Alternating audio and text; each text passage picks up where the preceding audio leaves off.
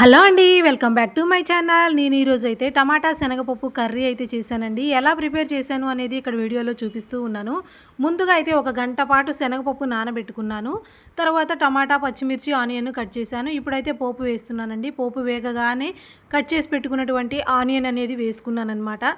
ఇది కొంచెం colour change అయ్యే వరకు అట్లా రానివ్వాలన్నమాట. ఇది ఎర్లీ మార్నింగ్ వీడియో అండి, అందుకే రైస్ కూడా పెట్టాను. పిల్లలకి ఉదయాన్నే లంచ్ బాక్స్ పెట్టాలి కాబట్టి 5:30కి అలా ప్రిపేర్ చేస్తూ ఉన్నానన్నమాట.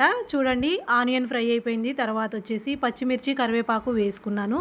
జస్ట్ ఒక్క నిమిషం అలా ఫ్రై చేసుకోవాలండి. ఒక్క హాఫ్ స్పూన్ వరకు ఇందులో అల్లం వెల్లుల్లి పేస్ట్ కూడా వేశాను. టేస్ట్ అయితే చాలా బాగుంటుంది. అల్లం వెల్లుల్లి పేస్ట్ వేసుకుంటే ఆ ఫ్లేవర్ అనేది మనకి బాగా వస్తుందన్నమాట. తర్వాత అయితే నానబెట్టుకున్నటువంటి ఈ శనగపప్పు అనేది కూడా వేసుకున్నానండి. శనగపప్పుని కొద్దిగా ఒక్క నిమిషం అలా ఫ్రై చేసుకొని సరిపడినన్ని నీళ్ళైతే పోసుకుంటున్నాను. ముందుగా టమాటా వేయట్లేదండి. కొద్దిగా శనగపప్పు ఉడికిన తర్వాత వేసుకుంటే మనకి టేస్ట్ అనేది బాగుంటుంది. లేదంటే ఈ టమాటా పులుపుకి శనగపప్పు బాగా ఉడకవు కదా, అందువల్ల అలా ఉడికించుకున్నానమాట. చూడండి, వాటర్ అంతా ఇనికిపోయింది. ఆ ఇనికిపోయిన తర్వాత కట్ చేసి పెట్టుకున్నటువంటి టమాటా అనేది వేస్తున్నాను. టమాటా వేసి రాక్ సాల్ట్ అయితే వేసుకున్నానండి. నేను ఎప్పుడు ఇదే యూస్ చేస్తాను. నా వీడియోస్ ఎప్పుడు చూసే వాళ్ళకైతే అర్థమవుతుంది కూడా.